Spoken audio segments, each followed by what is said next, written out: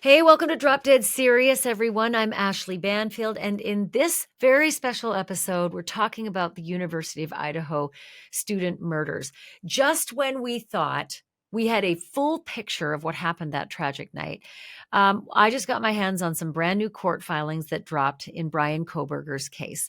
And friends, these are absolutely explosive, and I am finding out things I did not know I was going to find out, but I fully expected at some point this gag order had to stop.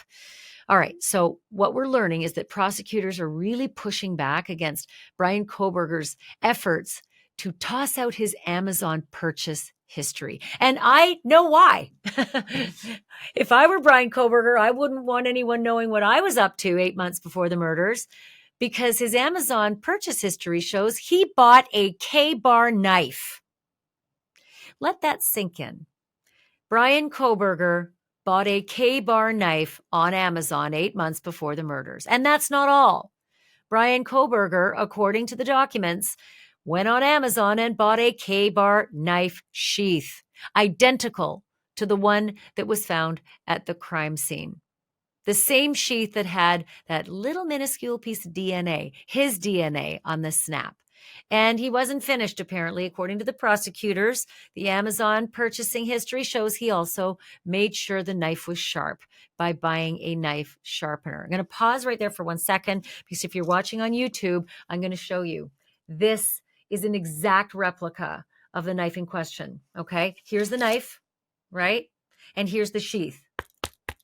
And if you look on the sheath, it says USMC, United States Marine Corps, happens to be the exact same printout and letters on the sheath in question that was found at the murder scene. There's another big bombshell too. Big and freaky. In these documents that just dropped, there's a selfie that Bryan Kohberger took just hours after the murders. And it's weird. It's really weird. It's at 10:31 in the morning. So maybe 6-ish hours after the slaughtering of 4 kids.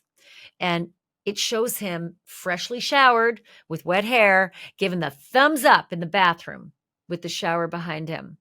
He's looking super proud. If he is guilty of these murders, this is the most obscene and foul selfie I have ever seen.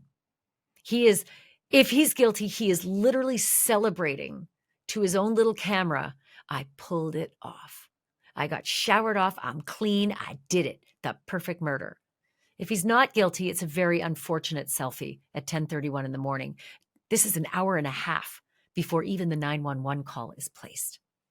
Then there is also a full map with locations and timestamps of surveillance video that shows that white Elantra on the night of the murders. And boy, does that Elantra drive around and around and around the murder house a whole lot. I'm going to show you that map and all the times that the white Elantra was caught driving up and back and around and back. And like whoever was driving it, and Kohberger has a white Elantra, maybe wasn't so certain, or maybe just didn't have the gumption up and needed to get psyched or get up the nerve to carry out this perfect murder. Finally, in these documents, we also have this incredibly detailed timeline of messages and of like social media activity between the surviving roommates, Bethany Funk and Dylan Mortensen. And that reveals just how much communication was happening all night long during those murders, and then also all the next morning. Because starting at 7 a.m., they were active. Bethany and Dylan were on the phone, on Snap, on Insta, on all sorts of platforms, and texting like mad. And yes, texting to their dead roommates, not knowing that they were dead. They were working their phones right up to the moment of the 911 call. So really, what we suddenly have is this extremely full picture of everything that those roommates were doing since before 4 a.m. and all the way through to the 911 call at about noon. And joining me now to go through all of this is News Nation's national correspondent and one of the best crime reporters I've ever worked with, Bryan Entin. Bryan, this is so earth-shattering. I feel like this is the biggest smoking gun to drop since we learned that a knife sheath had been left behind at the murder scene. And then since they matched a tiny speck of DNA on the snap of that sheath to Bryan Kohberger himself. So walk me through what these documents say about a knife purchase. Yeah, and there's so many documents. I've got like 100 pages like laid out all over my bedroom right now. But this is definitely, I think, the biggest thing to come out of this latest document dump. That sometime between March 20th and March 30th, so that would be about 8 months before the murders, Bryan Kohberger bought off of Amazon.com a K-bar knife, a sheath, and a sharpener. Which, again, when you think back to what else we know, that they found a K-bar knife sheath with Bryan Kohberger's DNA on it at the murder scene. I mean, this is I have one. really, really, yeah, there it is. This is So really for the damning podcast evidence. audience, like I've got this knife and sheath in my hand. For the YouTube audience, you can see it right here, but this is an exact replica of, I'll take the knife out. That's the exact replica of the K-bar knife. It gives me the willies. And then the sheath is described as a sheath with USMC, United States Marine Corps, that's stamped on it. This one has that stamp, and so does the one that they found under Maddie's body as well. So yeah, so there was a purchase 8 months before the murders by Bryan Kohberger on Amazon of a knife, a sheath, and a sharpener. I mean, what kind of criminology student would be that dumb to have that kind of a purchase record of a murder weapon if he's the killer? Yeah, I mean, that's one thing that you have to wonder about. If he was so careful, allegedly, about these other things, wearing the gloves and making sure there was, almost nothing in his car when they searched it in the house, not a lot of evidence there that we know of. But this would have been a big mistake on his part, that thinking that they So, weren't going to go back to his search history. well, as I was reading through the documents, before I got a little further, I didn't even notice that he'd actually, according to the prosecutors, gone on Amazon again after the murders and searched for K-bar knife and sheath. Yeah. Yeah, let me read you this part. And again, there's so much to this new document dump. I missed this the first time too, but it basically says purchase of, this is the prosecution's filing. They were looking at the click activity on Amazon. Purchase of a K-bar knife with sheath before the murders, which is what we just talked about, and his click activity indicating a search for a knife with sheath after the murders. So not only did he buy the knife, the sheath, and the sharpener 8 months before the murders, but according to this document, they're saying, Ashleigh, that after the murders, he searched on Amazon for a knife and a sheath. So my theory, and I don't think I'm too crazy here, is that if he's the killer, he does all that crazy driving and dispenses with bloody clothes, bloody knife, forgets that, the sheath was back up on the, at the murder scene, and comes home, cleans up. We'll get to that in a second because something else dropped that shows the potential of a big old shower at 10:30 in the morning. And then realizes, maybe as a criminology student who thinks he's smarter than everybody else, boy, I better have a knife and a sheath in case I'm ever questioned. And they say, well, Mm, you bought one. Look, you bought a knife and a sheath back in, 8 months prior to the murders. Where is it? And then he could go upstairs and hand them a brand new clean knife and sheath and say, here it is. Not thinking that maybe yeah. they'd search all your Amazon records, not just the ones from back in March. Yeah, I mean, it makes perfect sense to me. Why would he be searching for a knife in a sheath? Just trying to think, like, what could the defense possibly say? Maybe they could say, oh, he was a criminology student and he was very interested in these murders that had happened very, very close to him.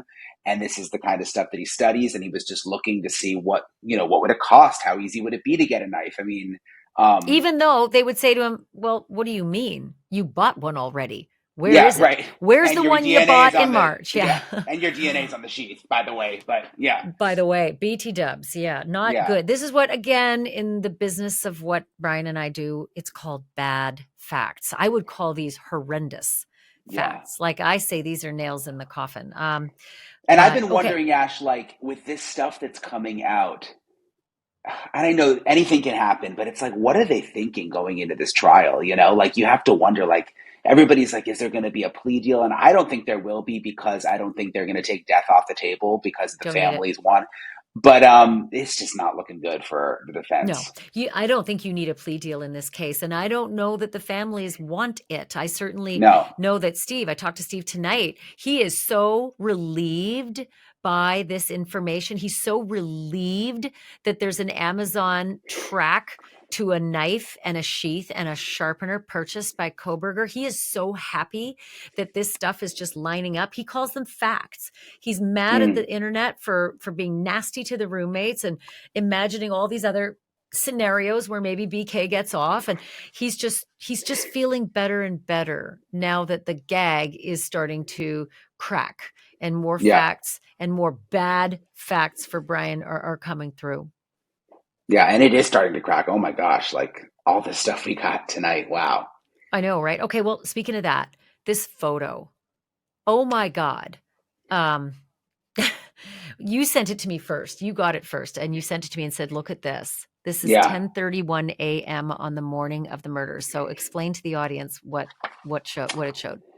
Yeah, so this was just another crazy thing buried in this paperwork. There's a photo right in the document of Bryan Kohberger on November 13th, which is, of course, the day of the murders. That's Sunday, 10:31 a.m. They apparently found this photo on his phone. It's a selfie. To me, it looks like, I don't know what you think, it looks like it's in the bathroom with like a shower kind of. You can almost see like it was like a shower curtain, some stuff like that in the The shower background. nozzle certainly Yeah, behind the him. He's for shower nozzle. sure, he's for sure standing in front of a shower. Yeah. And he's kind of smirking and it's a selfie. And the And his hair looks wet. prosecution, yeah, yeah, like he's just showered. He looks like he is And freshly showered with thumbs up and a big old proud look on his face, it's right? Like so is that weird. is that an Oh, it's so overstatement? weird. Yeah, it's so weird to think about, again, innocent until proven guilty, but if he is guilty of this, to think that he's taken this selfie with the thumbs up kind of thing, right? Um, hours after, Done. what would Got it? it done. I cleared it. Yeah, Aces. I did it. I, six I pulled it hours. off.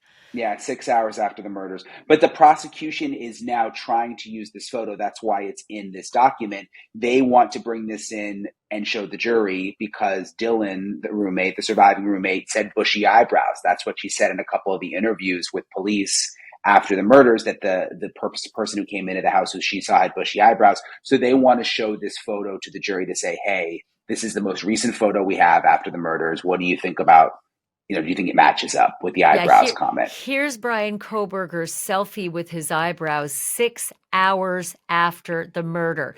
Do you Yeah, see bushy eyebrows here? They are not alterable within 6 hours after the murder. Who you can't think for a moment that he's been plucking them or messing with them at this point. right. I mean, the most proximate photo to the murders to show these eyebrows. But I mean, I'll bet you the folks in the police department and the prosecutor's office did a jig when they found this photo, not just to show the bushy eyebrows, but to show the shower and the thumbs up. Because it Yeah, really, if he's guilty, Bryan, if he is guilty, he is showered and posing and proud less than 6 hours after butchering four innocent kids. yeah. I'm just looking at the photo again. The thumbs up. He's got headphones in. There's clearly the shower nozzle behind the shower rod. He's so skinny. And it's just, I mean, it's a creepy photo, no matter what way you look at it. I mean, It is. It's disturbing. Okay, I want to move on to the other thing. Again, it's just this was just volumes and volumes of information in these documents that were released. The text messaging last week, the the defense had put a motion to eliminate about some of the messages, or was it the state? Oh God, I'm mixing them all up. It was the state, right? The state's motion to yeah, I think it eliminate was the about, yeah. state. Yeah, Okay. So, and in that motion were a series of text messages that we had not seen before. And it was really interesting to see Dylan and Bethany and all their activity, as the murders are happening, but they're by no means complete. And not only that, there was an end, right? Like it sort of ended at around 4:20, I think, in the nighttime. Well, in the response to the motion in limine, the defense actually fills out a lot of the text messaging and social media activity between Dylan and Bethany and who they were texting, calling, snapping, and the searching that they were doing on their social media. So can you get comfy for a second, Bryan? I'm going to start Yes, reading yes. these, Let's and do then it. I'm going to pause when I think there's something that you and I need to make mention of, because it's pretty significant stuff as it goes. Okay. And you at home, get a drink and a pillow, because this is rough.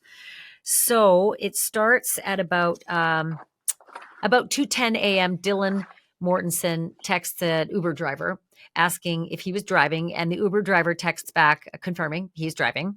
At 2:53, Maddie Mogan calls Bethany Funk. So we know that at 2:53, Maddie's still alive and she's still on her phone, right?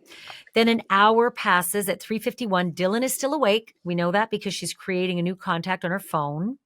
At 4:19, this is where it's so critical, right? Bethany calls Dylan before Dylan starts to call everybody in the house, okay? And all those calls go unanswered. So at 4:19, Bethany has called Dylan, and at 4:20, Dylan calls Xana. So maybe Bethany downstairs heard something and called up to Dylan. Hey, what's going on up there at 4:19? 4:20, Dylan's calling Xana, who's on the same floor as her. Then at 4:20, Dylan calls Kaylee, who's upstairs. Then at 4:20, Dylan calls Bethany, who's downstairs. They're on the phone for 41 seconds. Then at 4:21, Bethany calls Xana. And then 4:21, Dylan calls Maddie. Then 4:22, Bethany calls Maddie. 4:22, Bethany calls EC, which we take to possibly be Entin Chapin at this point. And then come the text messages. Some of them we've seen before in that prosecution motion in limine document. 4:22, Dylan to Bethany. She says, no one's answering. And then 4:22, Dylan to Bethany. I'm really confused right now. Dylan to Kaylee. Kaylee. Dylan to Kaylee. What's going on? Bethany sends a Snapchat message going out at 4:23. Also at 4:23, Bethany says to Dylan, yeah, dude, WTF? Like, what the F? Then 4:23, Bethany texts Dylan, Xana was wearing all black. And I'm struggling with this one, Bryan, because there's no question mark afterwards. And it doesn't make sense for Bethany downstairs in the basement to say Xana was wearing all black, because she wouldn't have seen that movement that Dylan saw on the second floor.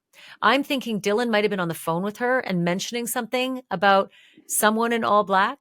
And Bethany's texting her like, wait, what? Wait, Xana's in all black? Or That would make maybe sense could, there. or is it that Dylan was saying, "Oh my God, I saw this person in all black. It's so scary."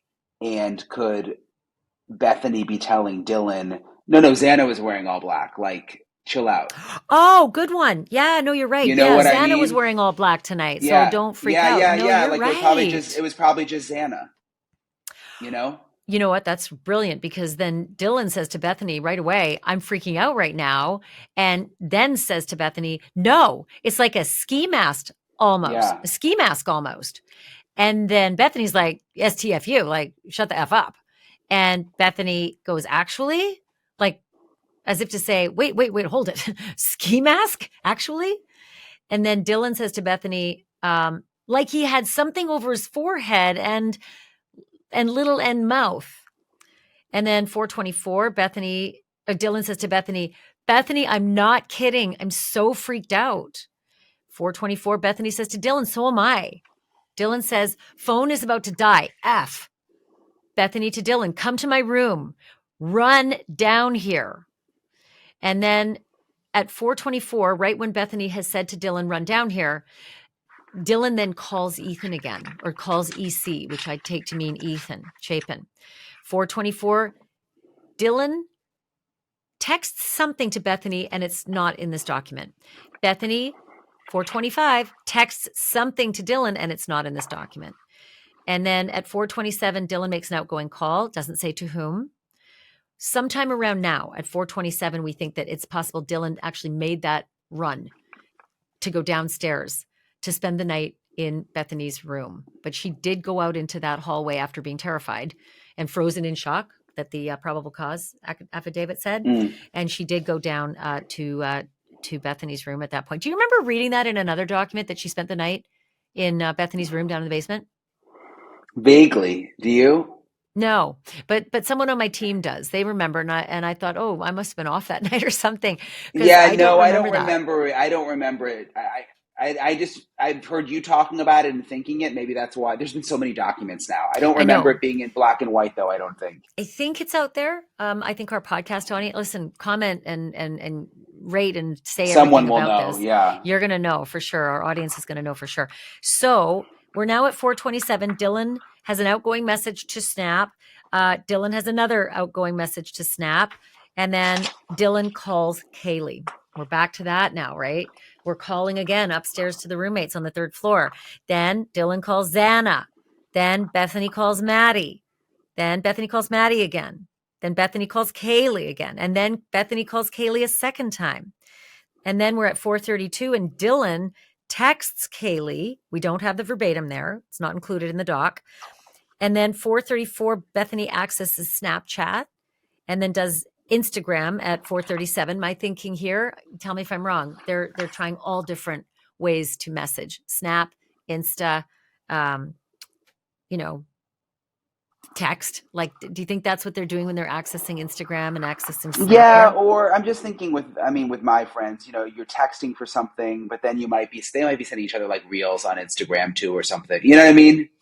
I don't know. At 4:37, they're still all freaked out. I think at this point, Dylan's gone flying down into Bethany's room. They're trying to call, call, call, call, call. No one's answering. No one's answering. Maybe that's why Yeah, they said, "Let's try Snap. Let's try Insta. Let's try messaging on Insta. Let's try messaging on Snap." yeah, that's That they right. don't get You're right. much. Yeah, and I'm just saying I'm really, really confused right now. Yeah, yeah, I don't use Snapchat. I'm on it, but I don't use it very often. And Instagram, and it might actually show if they're up and using. Like if they're on, it'll show yeah. that they're actually on it. Maybe that's what they were trying to do at 4:27 See if they're or active. See if 37. it's red. If it's red, a red message. Yeah, that's a really good point. Okay, so now things go dark for about 3 hours. It's actually less than 3 hours, but Bethany's the first one to get up at 7:30 in the morning. I thought that was interesting, given that they were all out drinking the night before, up till 4:37 in the morning. Are you surprised that she's up at 7:30? Yeah, and calling her dad at 7:30, and then again at 8 a.m. and then calls home at 8. I mean, you're going to go through these, but that stood out to me. She called her dad at 7:30 a.m. on a Sunday, Hmm. after being up late partying and only getting 3.5 hours of sleep. Um, my theory is that they didn't know that it was something really serious during all of this, and that they just were kind of creeped out, maybe something. But then I don't know. That's it. I'd be curious to know what the call was about. Just thinking back to college, like I didn't normally call my parents at 7:30 a.m. on a Sunday after No. partying. You know? Definitely not. But I'll bet you that these parents are going to be called as witnesses, and I bet this is all Yeah, going to get filled in on trial. What did Bethany say when she called you at 7 in the morning? Well, she calls dad at 7. She calls dad again at 8. She calls another number at 8. She calls home at 8:01. She calls home at 8:02, and dad finally calls back at 8:09. But I'll bet that yeah, that call at 8:09, she had something to say, and maybe it was, Dad, I'm super freaked out. There was a guy in the house last night, and I can't get a hold of any of my roommates. I think I need maybe a better yeah, lock on my door, or maybe something like that. yeah. It could be. Yeah, I Yeah. just think that's going to be interesting to me that they. Again, it just seemed it struck me because it's so early to be calling your parents on a Sunday in college when you You're only not got kidding. 3 hours of sleep. You know? I know, I know. Now this is interesting because by 8:05, that's just between Bethany calling mom and her dad calling her back, and they're in the same room together. Bethany and Dylan are in the same room downstairs, in Bethany's room in the basement. Um, at 8:05, Dylan is back on social media and is on Instagram at this point. She's on Instagram for 2 hours, Bri. She's on Instagram from 8:05 till 10 a.m. I mean, I suppose you could be on it and not active. You could put your phone down. It doesn't say if she's active on it, like scrolling or texting or She's messaging, probably laying in but bed. I bet laying in that's what I bed, think. scroll, falling a little bit awake, and I mean, we've been there. You scroll some Hungover. more, you're kind of half asleep. You know? Mm-hmm. Yep, yep. But she's also texting Maddie again. Let me go through this timeline. So 8:05 to 10 a.m. Dylan's on Insta, but 8:41 to 8:42 Bethany's taking photos. Maybe selfies, maybe whatever. Maybe she's taking pictures of Dylan. I don't know. Doesn't seem like they think anything's wrong though. If you're taking pictures, maybe it's not something you're worried about. 9:04 mom texts Bethany. So dad has called Bethany. Now mom texts Bethany. We don't get the verbate here. 10 a.m. Dylan messages on Snap, incoming and outgoing. 10:01, 10:03, Dylan's on Insta. 10:03, 10:04, Dylan's on Indeed. 10:04 to 10:23, Dylan messages incoming and outgoing on Snap. 10:23, Dylan texts Maddie. Here's something interesting. Again, I don't use Instagram very much to message people. My nephews and nieces do, and a lot of other people do. I don't. I use texting, but kids do. Young Yeah. kids do, And here she is on Insta, Indeed, text. Do you think she's using all these platforms again to try to reach out to the roommates? Maybe the Indeed, and I'm not an expert on Indeed, but I think that's a job site. Like that's where Yeah, you can see job postings. So I thought that was kind of interesting. Like was she kind of on the side looking for a little like a part-time job? I don't know. You know what I mean? I thought that was kind of interesting how that one popped up. maybe, right? And then she's texted Maddie again. We don't know, but 10:24 to 25 back on Insta. 10:30 to 10:45. She's messaging on Snap, in and out. After about 35 minutes at 11:21, somebody identified as JM texts Bethany. Verbatim's missing. We don't know what said. Do you recognize those initials, JM? I didn't. I don't. No, I don't. Yeah, I bet our listeners and our viewers, guys, you got to jump in and put it in the comments if you have some thoughts about who JM is at this point. 10:56 to 11:29, Dylan's back on Insta and messaging on Snap. 11:29, she texts Kaylee. She's still trying, right? Again, this is amazing to me, Bryan. They're in the same house. They're two staircases apart. They've been trying to message each other since 4 o'clock in the morning, and they just keep messaging. Nobody thinks to open the door and yell, right? I mean, they probably Hey, think that they're sleeping. Like they're probably maybe. maybe thinking the person's still asleep. Um, yeah, I think But if that they're that's probably what it if was. they're freaked out though enough to like, I'm calling mom, I'm worried about the guy in the house last night. If that's why they're calling mom and dad, right? If that's why Bethany's calling mom and dad, you would think you'd be like, I got to go upstairs and talk to the girls. Guys, I did wonder you if see that's this really girl? why. This You guy in think the that's house last I night? don't. It'll be interesting to find out. Maybe that's not why they were calling. She was calling the mom and dad. I think it might not have Because been. you'd think if she was that worried and told her parents, I She'd have would gone to think the she'd have she gone to would the have gone up roommates. to check on them, or Yeah. she would have called 911 sooner or something.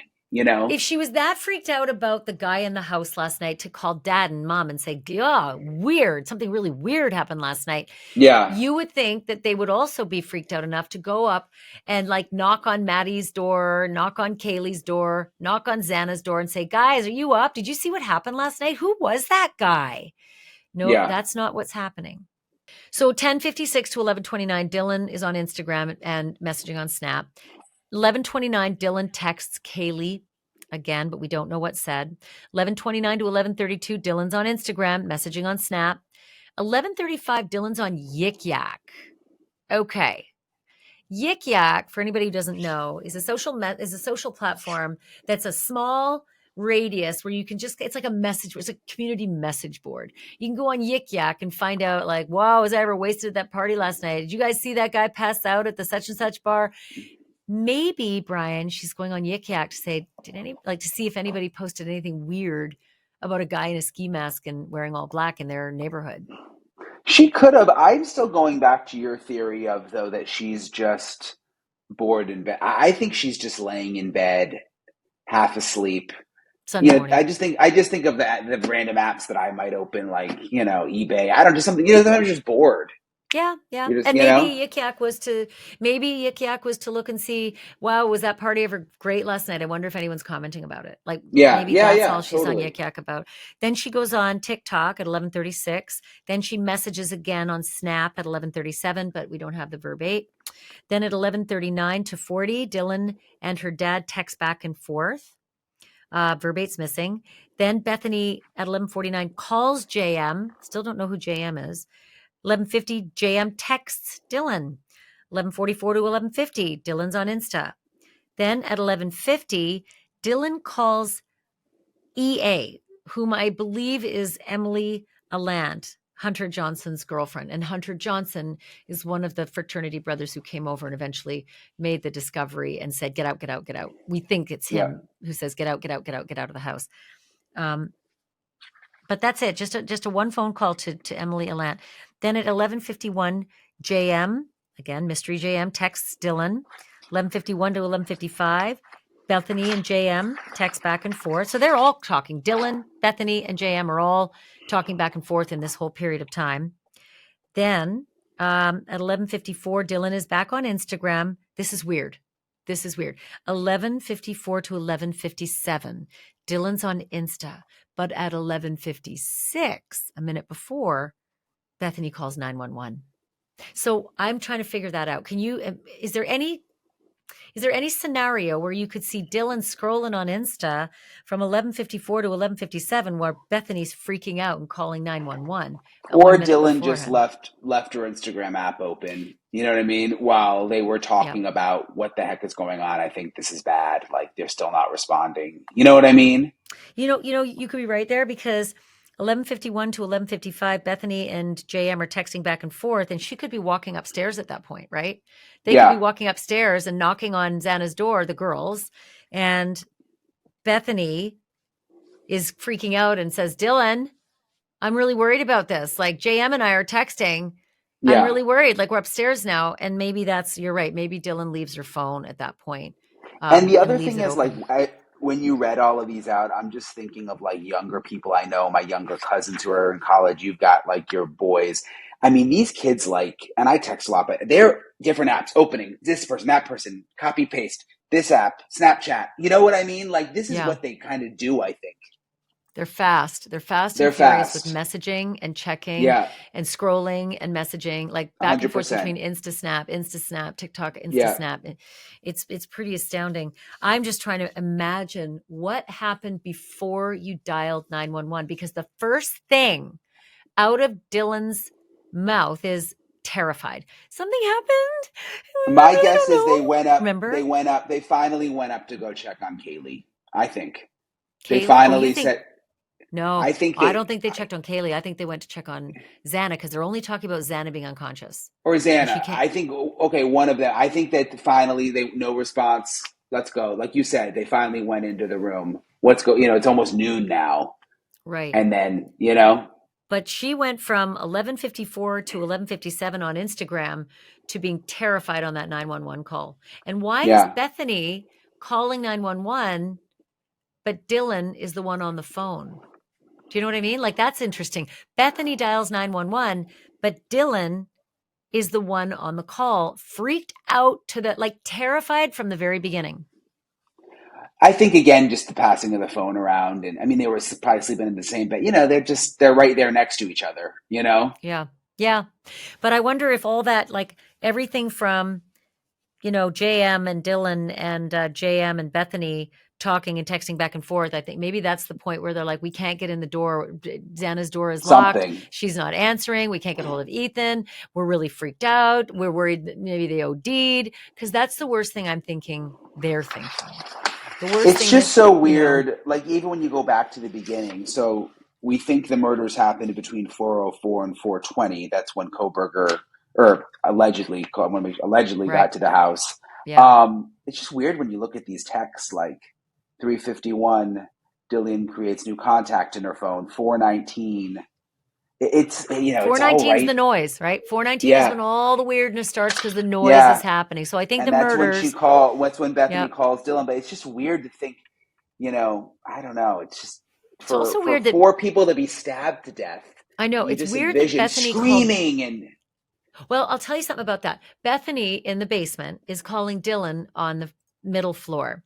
yeah, And what I learned about that house from a tenant who used to live there in the basement across from Bethany. So if you're looking at the house, it's the bottom room on the right, directly what would be underneath Xana's room. So the tenant who used to live in that room said we were all different tenants. We all had locks on our doors, and we weren't housemates or roommates. We were tenants who got to use, you know, shared communal space like the living room, the kitchen, that kind of stuff. But we all lived in our rooms separately. He said, when I was in my room, I could barely hear anything. I couldn't hear stuff that was going on the second floor, and forget the third floor because of the way the foundation is built up the hill. The floor level of the second floor is behind the floor level of the basement. You're not sharing a lot of floor level, if any. Mm. And the third floor is a little bit different. But the basement, you can barely hear anything, according to that guy. So Bethany in the basement is calling up to Dylan, and they're talking about well, Xana's wearing all black. It's just odd. I wonder if Bethany really did hear anything, or Yeah, just I remember now the guy you're talking about that you had on your show. I remember when he the said that, how tenant. he couldn't hear anything. Yeah. And Yeah, it he makes said it was sense when you think silent. about the house. It's such a weird house. It's like it really is just kind of like the perfect storm the way this went down, you know? They shouldn't have knocked it down. They shouldn't have knocked Yeah. it down for the very reason of it's been so hard for me as a journalist and you as a journalist to get our heads through that house. The weirdness of all of it. Just the fact that it's you think that Zen is on the floor directly above the room below her. No, no, it's not like that. They don't share a perfect, vertical space. It's a zigzag house that goes up a hill. Yeah. Okay, I want to do one more thing here, actually, too. But there's something else in these docs that was really amazing, and it's the driving map. Yeah. Holy cow! Let me Let me grab pull it. it up. Yeah. I love the way it's color coded. It helps to look at this, but walk me through what you see in this white Elantra that's basically pegged time after time after time after time after time, circling the house at 1122 King Road, and then moving past all these neighbors' houses as well.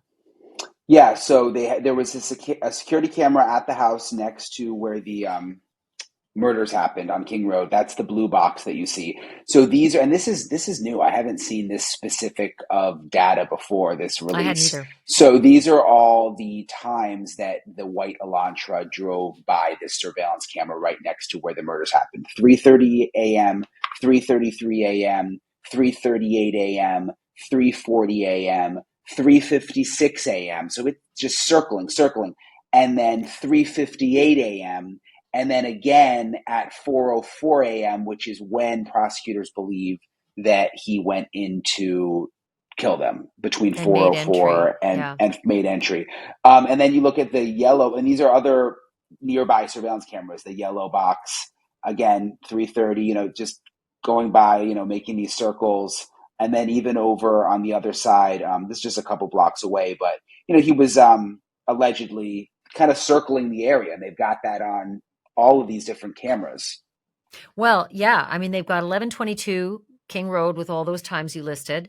Then they've Yep. got like right next door, well, it's just a little bit over, an address on Linda Lane with another 1, 2, 3, 4, 5 times that he's driven by 3:30, 3:39, 3:56, 4:05, 4:07. That's interesting that the white Yep. Elantra is still driving at 4:07. So then the next one on Linda Lane has him driving by at 3:29. So if Yep. it's Kohberger, he's sure been there for a while, scoping things out. Then there's another one way over on Ridge Road, 3:29 and 4:01 a.m. That's the orange one. Then way down on the map is Paradise Drive, 3:35 and 3:48. And then 3:28, this is my assumption, if it's him, he's coming in on South Main Street. Um, he's coming in towards the King Road house.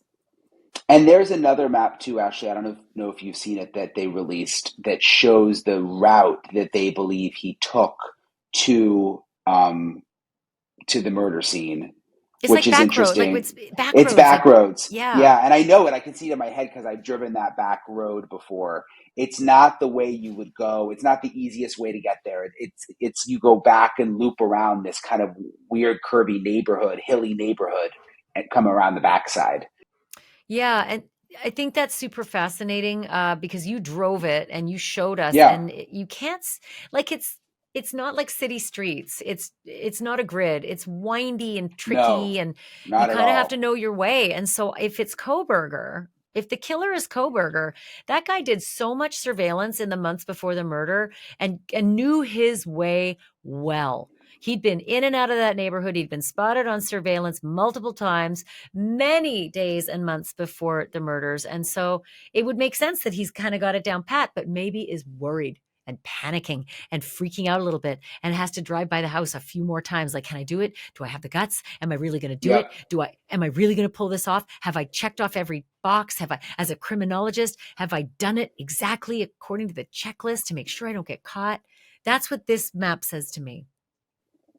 It's just weird to think of getting his PhD in criminology, studying criminals. Like, did he not think there were ring cameras? Did he not think there were surveillance cameras? He's in, I in the can't. same car driving around, and yet you go I through all can't. of this trouble with the gloves and getting rid of Yeah. evidence allegedly, and going through the trash can. That part's a little strange. Honestly, if I was his defense, that's something I would bring up. Oh, Like, yeah.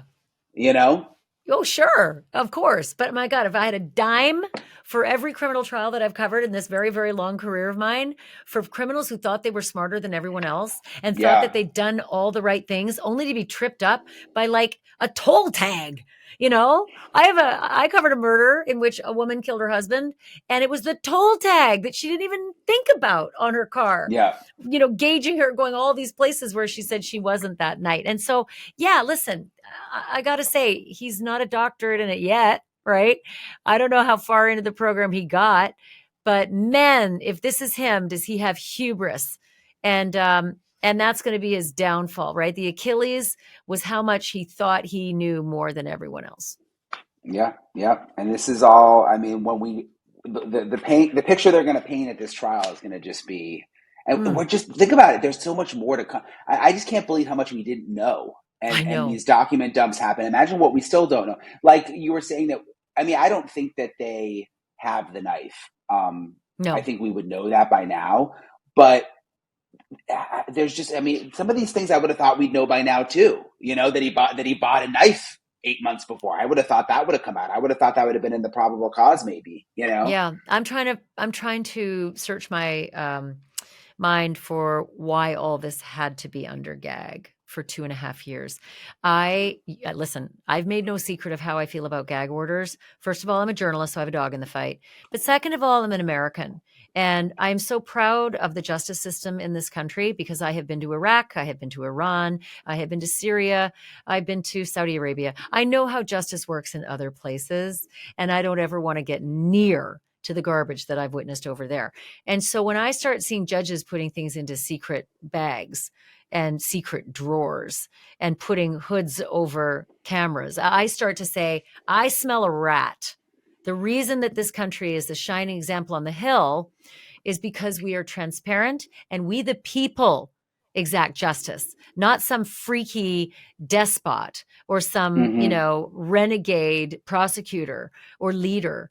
That's why we're great. We, the people, do this. And so the more you hide from the people, the more I get agita. And so I've been really bitchy all through this 2.5 years of gag. And I'm trying to give them the benefit of the doubt, but I'm having a tough time with a lot of it. Why? And again, Steve Gonzalez told me tonight he's been so pissed at Mm. the speculation all over the internet about who did what and who's terrible. And it's because people don't know. So they're making shit Yeah. up.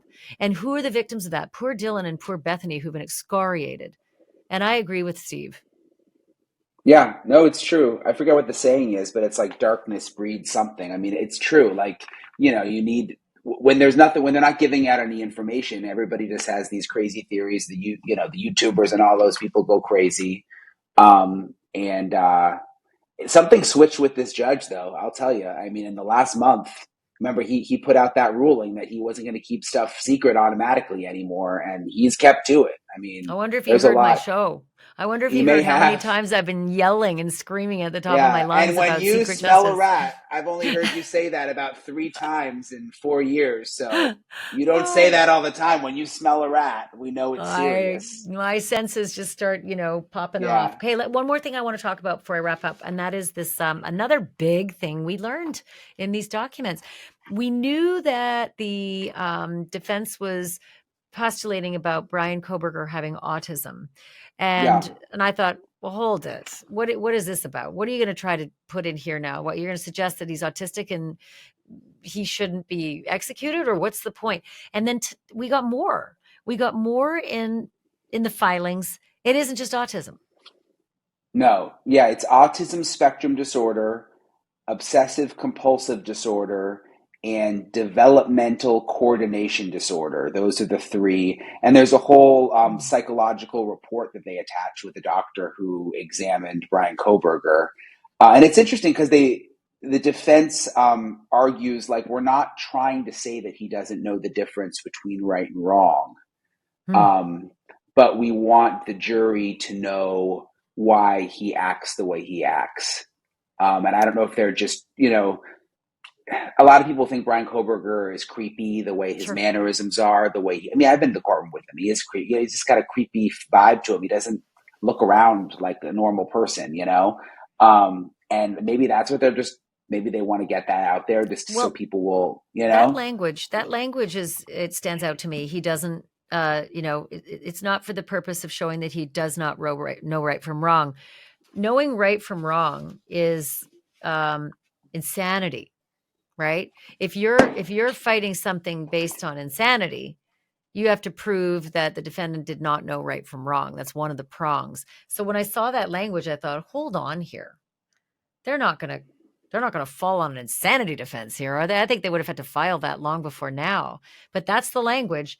You know, you have to prove that your client doesn't know right from wrong. In If you want to try to win an insanity case, if you want to win an insanity defense, among other things, I lots of wonder other if this things. is just, I mean, obviously the death penalty is going to come into play here. Um, I wonder if it's, let's muddy the waters, let's a reason that maybe they try to get the jurors to just feel bad for this guy, like just because he's a weird guy and has weird mannerisms and kind of has a killer feel to him, which some people think kind of feels like a serial killer. Like that's actually just because he's got these conditions. Wonder if Yeah. maybe that's where they're going. Look, it makes perfect sense. Anne Taylor has Everest in front of her, um, Yeah. I looking at find it a everything little tonight. offensive though, honestly. Like I don't know. I think everybody knows someone who is on the autism spectrum, like a family member or whatever. I don't it kind of rubs me the wrong way a little, like, when they bring that stuff into it. What does that Look, really have to do with if it, he killed somebody? yeah, listen, if he has it and if he has these other conditions diagnosed, right? Because nobody cares if you just say it. You're going to have some Right. proof of that. If he has these conditions diagnosed, then yeah, as a defense attorney, I'd scream that from the mountaintop. Look, don't judge him because he's weird. Everybody loves to Yeah. judge weird people. He's got these conditions. I don't know what that's going to do to offset buying a K-bar knife and a I know. sheath and a sharpener. That suddenly I never saw it on a manifest. Did you? In any of the search and seizures in No. Pennsylvania and in Idaho at his apartment, I never saw any K-bar knife or sheath on a manifest. And I feel like we Yeah. saw all the stuff that was on the manifest. Was there some redacted items? I don't remember there being very many redactions. No, I don't think there were redactions on the manifest that I Hmm. remember. No. Yeah, maybe if the documents are right that he searched Amazon for a knife and sheath after the murders, maybe he thought differently and thought, well, wait a minute. Yes, I bought one, and if he's guilty of this, maybe he threw it away again, threw it in a lake on the way home. Um, but maybe it would be worse if I had one. Maybe it would be worse if I had one in the apartment, even though it has no DNA. It's brand new after the murder, so it has no evidence of the murder at all. Maybe he thought better of it, or maybe he thought differently about replacing the one that he bought with a new one, given the fact that it's probably worse to have one than not have one. What do you think about him buying, according to the prosecution, the knife 8 months before the murders? Well, it kind of I fits mean, with do you all the think stalking could he have been allegations. planning this all this time? I kind of do. I think it's so weird. Like whether he was planning these girls, and Ethan, I think was such an unfortunate circumstance. I don't think he was planning to have a guy there because Ethan was big. Um, I think he might have just been planning the perfect murder and then found his victims if he's guilty. Because the stalking allegations, I think they start kind of around summer, don't they? Or they're June-ish, somewhere around June. And some of the kids hadn't even arrived until June or July. So I feel like, and he was new at this. It's not like he had last year to figure out who he liked and who he didn't like, right? Yeah, yeah, right. Bryan, thank you so much for just doing this, right? Just like brainstorming, going through these documents, finding the critical aspects of it, and then sort of helping to figure out what some of this stuff means and how significant it's going to be for the trial. I can't wait to hear what you find next. Yeah, thanks for having me. It's interesting because we were in like a black hole for a while and now we're actually getting some real nuggets. So thanks for Yeah, having me on. I think it's the beginning of a lot more to come. So get comfy and, I've got you on speed dial. Thanks so much. Thanks, Ash. That's it for this episode of Drop Dead Serious. Thank you so much to Bryan Entin for joining me to try to put these puzzle pieces together in this case. The details just keep coming out. And with every new piece of evidence, I feel like the picture of that night is really starting to get a lot more clear. And I don't think at this point it is good news for Bryan Kohberger. I'm going to be following every development, every motion, and every moment as this case unfolds. So be sure that you subscribe and follow. I don't want you to miss any updates or the bonus episodes that I keep dropping. Like when news hits, I do bonus episodes, and I want to make sure you get those. As always, please comment and tell me your thoughts. I want to hear what you think about this episode and other episodes, other cases you want to hear. If you're watching on YouTube, without question of a doubt, leave a comment below. And thank you, everybody, for listening. Thank you for watching. And remember, the truth isn't just serious, it's drop dead serious.